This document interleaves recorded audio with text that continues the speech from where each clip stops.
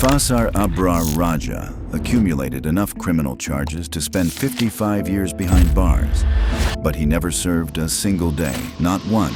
The Danish justice system tried, repeatedly, and repeatedly he walked out of courtrooms a free man. In Copenhagen, they called him the Cat.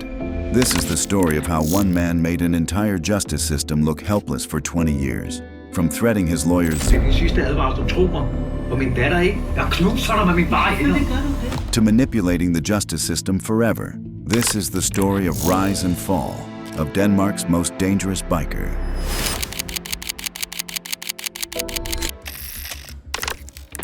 In the early 1990s, Copenhagen had two faces, the one the world knew. Canals, colored townhouses, bicycle lanes. A social democracy so well-functioning that other countries studied it like a textbook. That Copenhagen was real, but it was not the whole story. The other face was Vesterbro, a working-class district in the western part of the city that was home to the most active open-air heroin market in Denmark. Dealers worked the same streets every day. The trade had become the economic backbone of the neighborhood. And among the many who grew up inside it was Fasar Abrar Raja. His family had come from Punjab, Pakistan, and settled into the social housing blocks at the heart of Vesterbro. His older brother had entered the heroin trade first. Raja followed. But where his brother was a participant, Raja became an architect. Most men in that world thought about the next transaction. Raja thought about the next decade. He was not primarily a dealer. He was an organizer. The Raja brothers built alliances across every gang, every ethnicity, every criminal operation that mattered in Copenhagen. And in no time, every venture that generated money in their territory either ran through them or answered to them. By his early 20s, he knew everyone worth knowing in Copenhagen's criminal world. And everyone knew him. But the higher you build, the more visible you become. And in the spring of 1997, someone decided that Fasar Raja had become visible enough.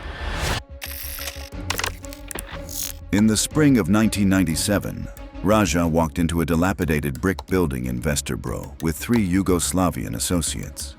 In a sudden turn of events, the apartment exploded. The blast threw him down the staircase. The burns were severe. The scars would remain on his face for the rest of his life. Soon, investigators caught up with Raja, but he had a simple story. He had gone there to collect his mail and was ambushed. Someone had been trying to kill him. Even the media ran with the same theory, reporting it as a drug feud inside the Pakistani community, a territorial dispute that had boiled over. But the criminal world had a different version. What circulated in Copenhagen's underworld was that Raja himself had poured the flammable liquid himself and lit it, miscalculating how fast the fire would spread. He wasn't a man who had been targeted. Instead, he was a man who had nearly killed himself eliminating someone else. Nobody was charged. The case was never resolved, but it gave Raja a unique reputation. He was the man who had walked out of an explosion with his face burned and kept going. Lively, talkative, quick with a joke, and behind all of that, carrying the permanent evidence of how far he was willing to go. Raja and his brother, along with 10 others, were charged as part of a nationwide heroin network investigation. The collective sentence handed to the group totaled 58 years. At that moment, Raja's fate seemed decided, but it was not. In a move that shocked the courtroom, Raja convinced forensic experts and high court judges that he had been in a psychotic state at the time of the crimes. Under Danish law, a person who commits a crime while in a state of insanity cannot be held criminally responsible and cannot be sentenced to prison. The judges accepted his defense. He walked out a free man while his co-accused went to prison. If it had happened once, it would have been remarkable.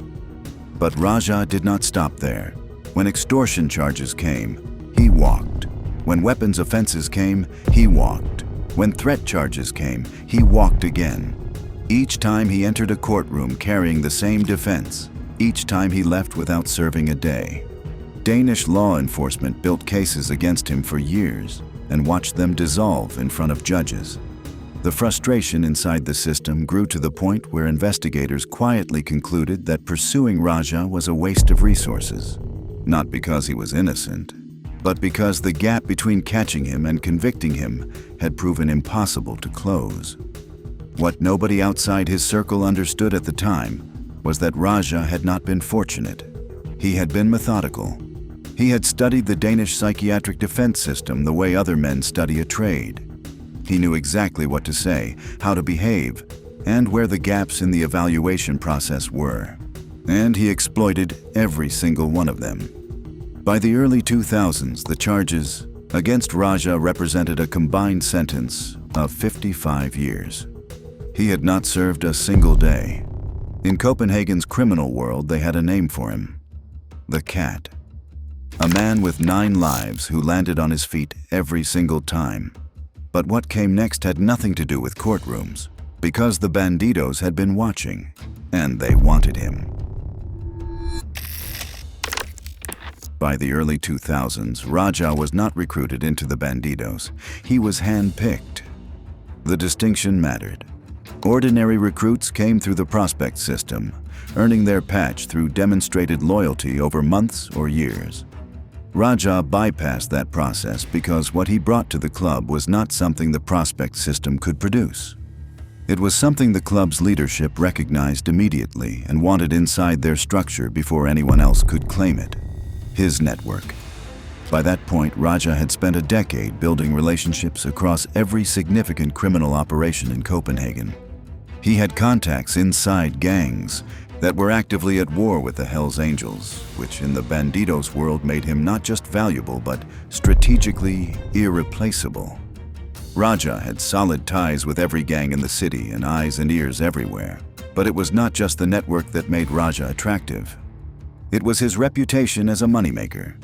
He was natural, always surrounded by powerful figures who kept him close because his presence generated profit. And in an organization that ran on criminal revenue, a man who consistently produced money was worth protecting. That protection came from the top.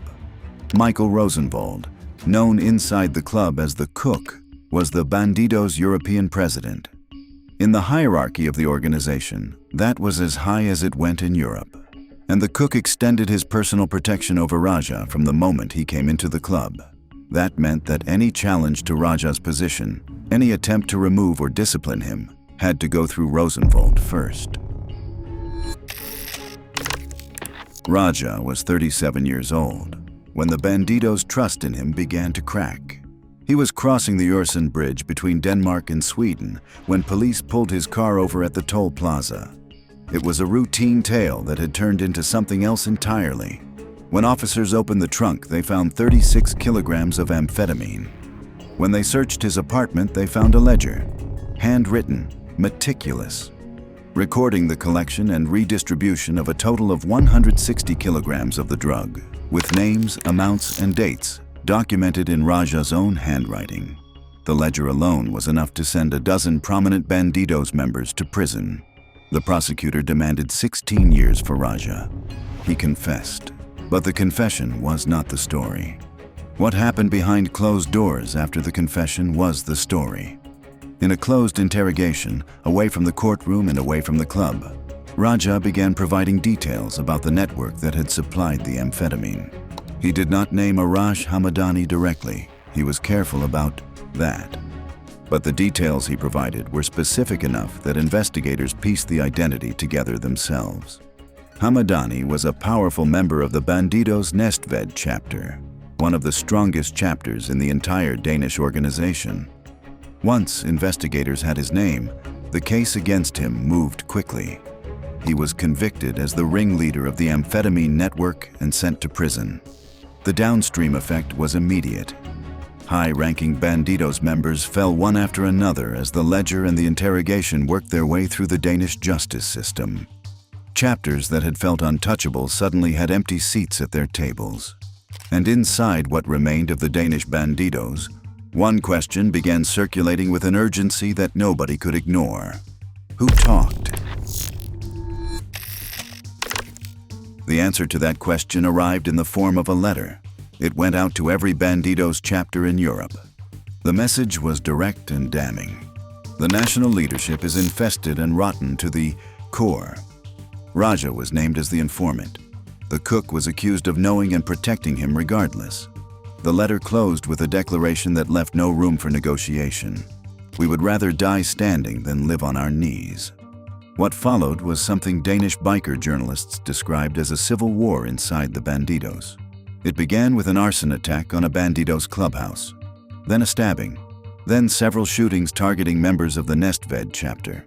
The Næstved and Roskilde chapters made a decision. They split from the club entirely and formed a new organization called West Side Nation. Former brothers became sworn enemies overnight with no transition period and no diplomatic channel between them. The cook moved to protect Raja. He resisted every attempt by the imprisoned Hamadani faction to expel Raja from the club in bad standing. That resistance kept Raja inside, but it deepened the fracture. The war was no longer just about an informant. It was about whether the national leadership could be trusted at all. Violence escalated through 2012 and into 2013. Then it ended. Not through negotiation or exhaustion, but through a single catastrophic mistake. A sniper fired through a balcony door. The bullet killed a 22-year-old man sitting in his own home watching television. The intended target was his older brother, a former bandido who had defected to West Side Nation. But the shooter had the wrong apartment. That misfire stopped the war where months of shootings and stabbings had not. Arash Hamadani, still in prison, gave a televised interview shortly after. He called the conflict a massive misunderstanding and urged the West Side Nation faction to stand down. The war ended almost immediately. Raja's own account of the Næstved situation, given years later on hidden camera, reframed the entire episode. He claimed the cook had sent him to Næstved deliberately, with a specific instruction to break the chapter apart because it had grown too powerful within the Danish organization. What looked like an informant causing chaos had been, according to Raja, a calculated move by the national leadership to dismantle a chapter that threatened their control. Whether that was true or a story Raja constructed to protect himself, only the cook knew. And the cook was not talking. The civil war had cost the Bandidos dearly, but Raja walked away from it the same way he walked away from everything else. When his case finally reached sentencing, the psychiatric defense that had worked so reliably throughout his career worked again. Instead of a prison cell, Raja was sentenced to confinement in a psychiatric hospital in Roskilde. The chief physician's official assessment described him as generally friendly and compliant. No signs of drug abuse, no suspicious activity, significant progress. The doctor went further and recommended that the court consider lifting the placement entirely. What was actually happening inside that facility told a completely different story. Drugs moved freely through the ward. Raja later described sexual relationships with nurses. He received regular unsupervised outings that took him directly to the Bandidos clubhouse. A psychiatric patient under court-ordered confinement, walking in and out of one of Denmark's most surveilled criminal organizations on a regular basis, with the blessing of the institution holding him.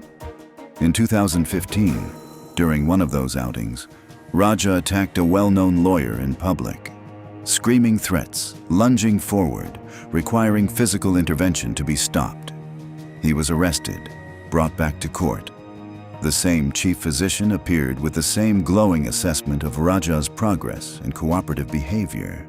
The assault on a lawyer in broad daylight resulted in a 2-month suspension of his outing privileges. But the hospital was not where the real story was developing. From inside that facility, Raja had been running a construction business. By the summer of 2020, his unpaid debts had reached nearly 10 million kroner, and the state prosecutor moved against him. Raja appeared in court barefoot. He introduced the man beside him as his guardian and explained to the judge that he had given out his NEM ID, Denmark's digital identity system, to whoever asked for it. He had no idea who had been running the company in his name. He was simply a patient, a sick man. The judge believed him. The court prohibited Raja from launching any new business ventures. 2 months before that ruling, Raja had already registered a new company. This time he installed a straw man director, a real person whose name and identity fronted the business entirely on paper while Raja ran everything from behind. Millions began flowing in almost immediately, and for a while, the arrangement worked exactly as designed. But the bank noticed something. A string of suspicious million-kroner transfers triggered an automatic alert. The accounts were frozen, approximately 8 million kroner locked in place. Police were notified, and the straw man, facing investigators who were asking serious questions, began to talk. When Raja found out that his straw man director was cooperating with investigators, he did not call a lawyer. He called his associates. What happened next was documented in detail by the director himself in meetings with his own legal counsel. Raja and his men took the director to a basement. There, they whipped him with rubber straps. They pressed a running power drill against his leg, while making clear what would happen if he continued talking to police. But the threats did not stop at the director himself. Raja named his children. He gave their addresses. He described specifically what would happen to them and to everyone the director loved if the cooperation continued. At one point, a belt was wrapped around the director's neck and tightened. The director saved himself by forcing his hand between the belt and his throat before the pressure became fatal. The director went to his lawyer. He sat down and recounted everything: the basement, the straps, the drill, the names of his children spoken aloud by a man who wanted him to understand that no part of his life was outside Raja's reach. While that meeting was taking place, Raja knocked on the lawyer's door. The lawyer called the police immediately. What followed should have been the end. The financial trail was documented. The witness testimony was detailed and specific. Danish law enforcement had more evidence against Raja than they had ever assembled in one place. But Raja had one more card to play. Through his corrupt lawyer, Lisa Ruland, Raja had obtained a USB drive containing the entire police investigation. 1,600 pages of sensitive documents. Every witness statement the straw man had made. Every piece of evidence the prosecution intended to use. Raja knew what was coming before it arrived. The prosecutor eventually dropped the case. Raja walked free. It was at this point that Danish police, reviewing the accumulated history of a man they had been chasing for 2 decades, reached a number that was difficult to process. The charges against Raja across his entire criminal career represented a combined potential sentence of 55 years. The time he had actually served in prison was 0 days. They already had a name for him: the Cat. But after the straw man case, even that felt inadequate, because a cat had 9 lives, and Raja appeared to have considerably more than that. What none of them knew yet was that the next chapter would not play out in a Danish courtroom. It would play out in Pakistan, and it would end with a dead man and a phone call from Mecca. Raja had roots in Pakistan that ran deeper than family. His connections there were the same kind of connections he had built in Copenhagen. Relationships with people who operated outside the law, in a country where the law operated differently to begin with. And when a trial in Pakistan threatened to become the one thing that Danish courts had consistently failed to deliver, Raja traveled there to handle it personally. The trial carried the possibility of serious prison time in a Pakistani court. For a man who had never spent a day behind bars in Denmark, the prospect of a Pakistani conviction was a different kind of threat entirely. Pakistani prisons were not Danish psychiatric hospitals. There would be no chief physician writing glowing assessments, no outings to clubhouses, no millions flowing through shell companies from a hospital room. Raja needed the problem solved before the trial could produce a verdict. At this point, a Danish television network called TV2 had been running an undercover operation for months, using a woman named Amira Smijic as their access point into Raja's world. Amira was a legal professional who had spent years operating as a criminal middleman, connecting biker gangs, corrupt lawyers, and legitimate business people in money laundering schemes. She had agreed to cooperate with TV2, secretly recording her interactions with Raja and the network around him. When TV2 received information suggesting Raja intended to silence a witness in the Pakistani trial, they contacted Danish police immediately and passed on what they knew.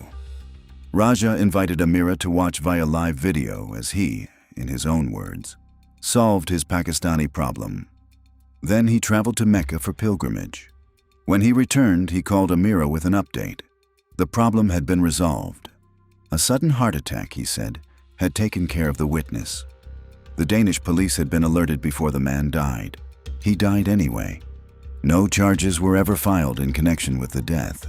The heart attack was recorded as natural causes. Raja returned to Denmark having attended a religious pilgrimage and having watched a legal problem disappear simultaneously. Back in Copenhagen, he discovered that Lisa Ruland and Amira had been trying to close down his company while he was away, concerned that government investigators had started examining his finances too closely. Raja did not appreciate that. He made his feelings known to both of them in terms that left little room for misunderstanding. Lisa Ruland, the lawyer who had facilitated years of his money laundering operations and handed him a USB drive containing 1,600 pages of police evidence, was not safe from his anger.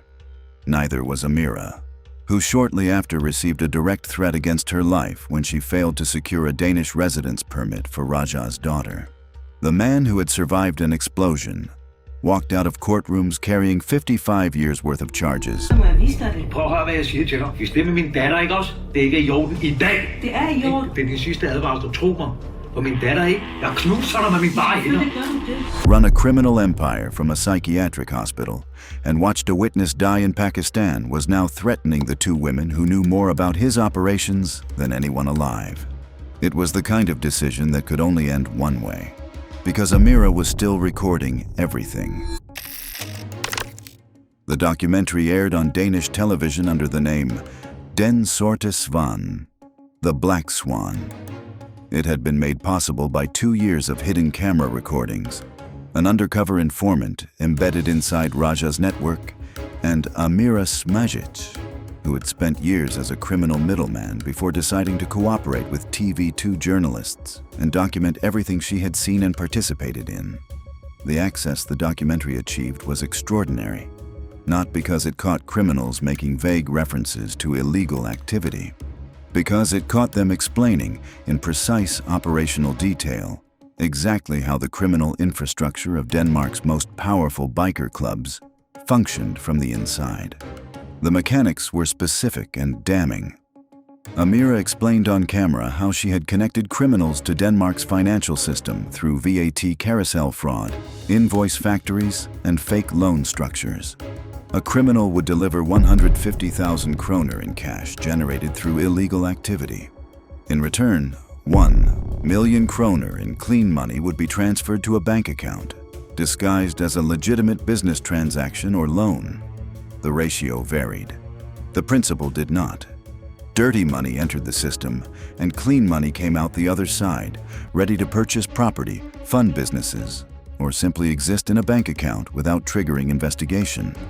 The documentary also exposed illegal dumping of contaminated construction waste.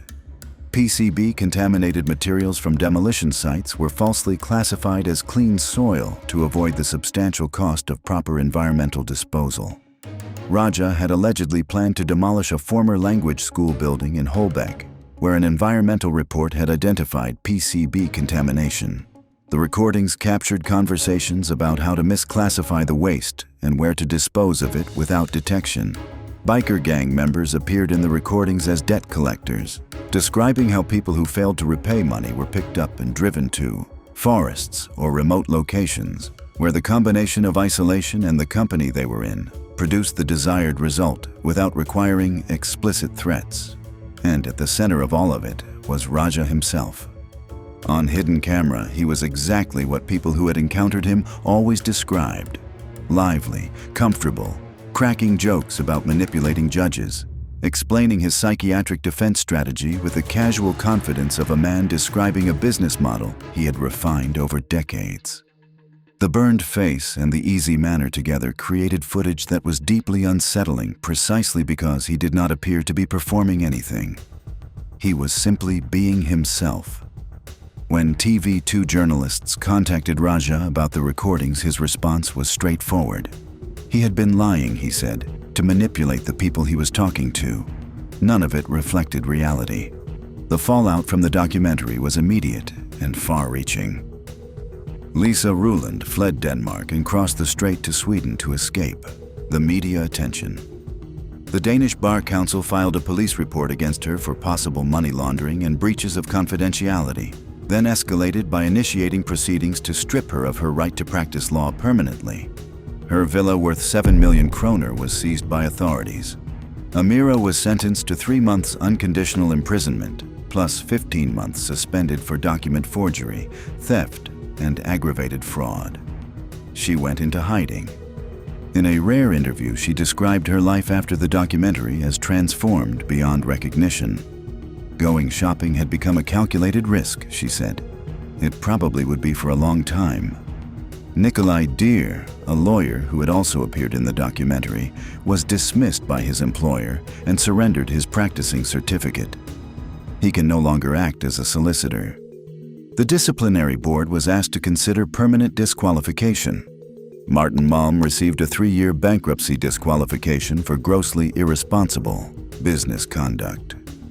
The accountant Paul Mart was banned from auditing for 3 years, the longest disqualification ever issued by the board, for signing off on financial statements for 2 companies linked to Raja that subsequently entered bankruptcy. Raja himself was arrested in October 2024 in a coordinated police operation, charged with assault, threats, and organized financial crime. Remanded in custody. Released after 1 month when the prosecution determined he could no longer influence the ongoing investigation. Upon his release, Raja publicly shared details about his vacation destination. The Danish People's Party responded by formally proposing that his Danish citizenship be revoked. The proposal was brought to Parliament. If it passes, Raja will be permanently expelled from the country his family settled in decades ago when they arrived from Punjab, Pakistan, and made their home in the social housing blocks of Vesterbro.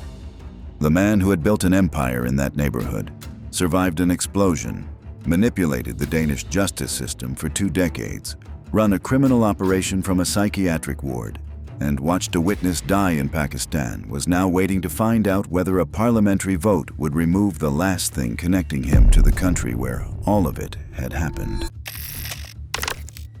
Raja had faced charges worth 55 years in prison and never served a single day.